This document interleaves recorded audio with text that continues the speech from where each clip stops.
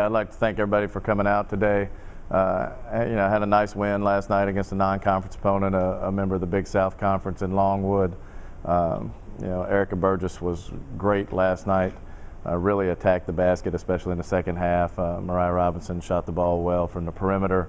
And we got a lot of play from Kyra Watson last night on the boards with a double-double with 14 points and 12 rebounds, which was huge for us. Mallory Schwab did a nice job stepping in for injured starter and Tessa Elkins, who didn't play, and probably had her best game of her senior season. So I was thrilled to see that. And Kayla Lowe provided some toughness with a nice stat line with filled the stat column. I think is 8 points, 9 rebounds, and 5 assists and no turnovers in 37 minutes of playing time. Really did some nice things for us, and it was nice to get that win. And before that, since the last time we were here, we had 3 conference wins in a row, including one on the road at a very tough place to play in SIU Edwardsville, and we feel good right now. It's not quite 20 wins in a row, but certainly better than we were playing in the past.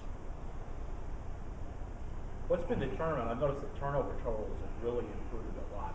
Yeah, one thing, we've had a lot of first halves where we struggled turning it over, and then when we have a little discussion at halftime, like last night, we had too many turnovers in the first half. We come out in the second half and only have a couple of turnovers for a whole half in a game where we had 55 possessions in the second half, and we had 3 total turnovers, and that's great basketball. A lot of it's, we get a little refocused. We stop playing with the ball so much. Last night in the first half, Erica was really playing with it too much, trying to put on her little M1 mixtape show for everybody. And then in the second half, we really focus. We want, one move and attack the rim. And if you can't get by on that one move, pass the ball, run the offense. Next person goes, make your move and go. If you can go, great. If you can't, just run the offense and continue to run it. And we've done a better job of that. The other thing, honestly, Neil, you go back and, we talked about free throw shooting in the non-conference season and talked about it. We were shooting 58% as a team.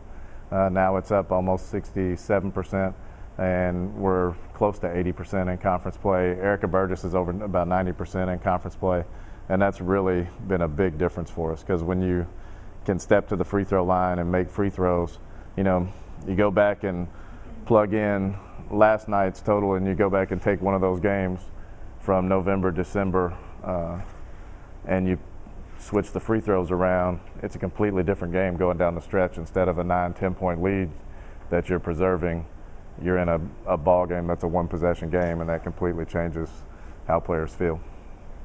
So what do you attribute Burgess' improvement at the free throw line? Because it's been dramatic. Good old-fashioned work ethic, Will. She came back. She was 50% from the line when we went on Christmas break.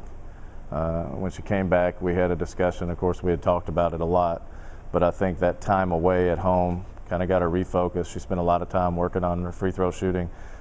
She's an outstanding shooter when she wants to be, and she just spent a lot of time in the gym kind of refocusing and, just honing her craft and getting better at it, and she understands the ball's in her hands so much, and she's so athletic that she can attack and she can get to the free throw line. I wish she would get there more. Last night she did a great job getting there 12 times, but I'd like to see her get there 10, 12 times a game, especially the way she's shooting it right now. And now she has, she had some success, and now she has confidence going to the line. She knows they're going in. What's Tessa's injury? She's got a leg injury. I don't want to go into specifics. She may play Thursday. She may play Monday. She may be back Monday. She may not be back for a couple of weeks. It's just one of those day-to-day wait-and-see things. And she injured it during the SIU Edwardsville game, and came back and finished that game and really provided a lot of toughness down the stretch. And we missed her last night in the first half. It took us a while to adjust to playing without her, because one thing she does, she's one tough kid, and she's going to be on the floor. She's going to guard the other team's best guard. She provides a lot of toughness, especially for our guard core. She's really the tough one. She's kind of the enforcer in that with that group, and kind of does the same thing Kayla Lowe does for the front line. Talk about SIU and what they have. 2 outstanding guards, and I tell you, you look at their record. It's not a great record, but they just beat a very good Missouri State team at home.